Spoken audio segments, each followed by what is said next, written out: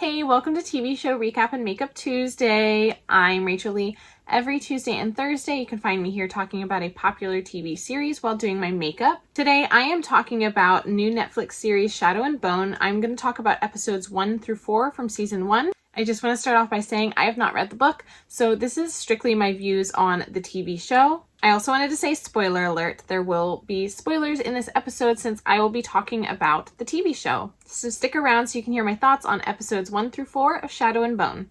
Today, I am also going to be trying out my new PR box from the Wet n Wild and SpongeBob collection. I'm going to be using the Nautical Nonsense eyeshadow palette, and I'm also going to be using the Wet n Wild SpongeBob highlighter. So episode 1, a searing burst of light. Unwilling to be separated from Mal, Alina hatches a plan to join him on a perilous expedition, and Kaz chases a lucrative job. So our main character, Alina, is hated because she looks part shoe and she looks like her mom, who looked like the enemy, is what they said.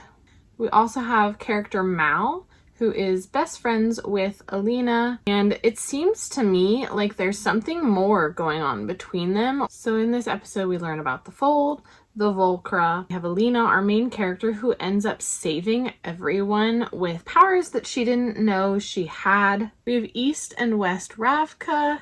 We have a character named Kaz, who is a supporting character from West Ravka.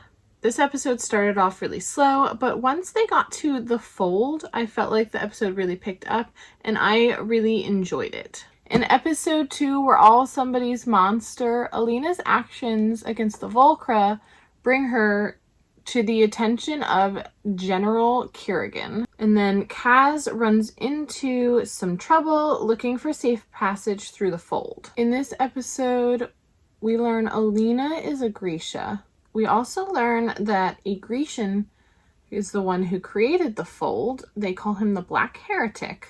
They're all hoping that Alina's sun summoner powers will be how they take down the Fold and that she can destroy it with her powers.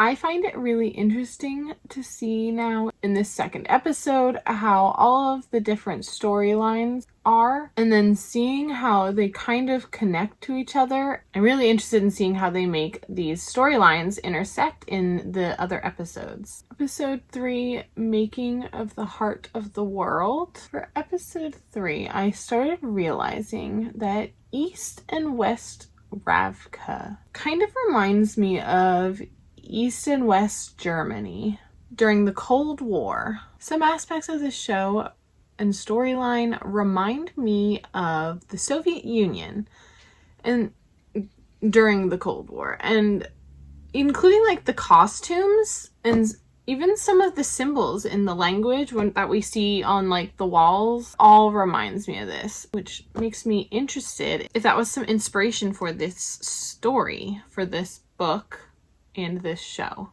I don't trust General Kerrigan. He seems highly suspicious to me. We learn about in this episode the first creature, the Bonesmith, and he kind of reminds me a bit of like God.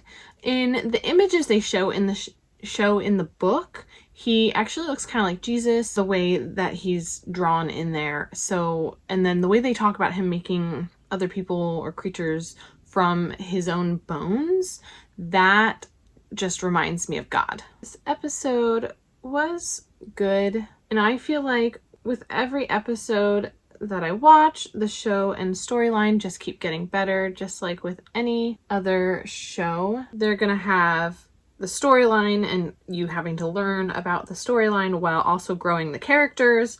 And I feel like the show is just doing a really good job of growing the storyline and the characters at the same time and creating this story for us. So I'm really impressed so far with these episodes. So for episode 4, Organizacja, I hope I'm saying that right. So in this episode, we find out how Alina went undetected with her powers, and because they test them every year. It was also really sad to see that Mal's two, I guess, other friends decided to volunteer and help him find the stag. It was really sad to see them killed and how much pain he went through watching that happen, knowing there was nothing he could do about it because he thought he was going to die. But he did end up finding the stag, which was good. In this episode, Alina finally figures out how to summon the sun without needing anyone's help. It was really sad in this episode to see Alina finally giving up on Mal. I'm pretty sure that someone is not sending out her letters and not giving her the letters that Mal is sending her on purpose. I'm highly suspicious of them both writing letters and not receiving either ones. I feel like maybe it's someone who is trying to get closer to Alina and doesn't want others interfering. You know, this person who I find highly suspicious. I'm gonna go do my eyelashes and my lips, and I will be right back. So far for this show, I'm really enjoying seeing the progression of each episode.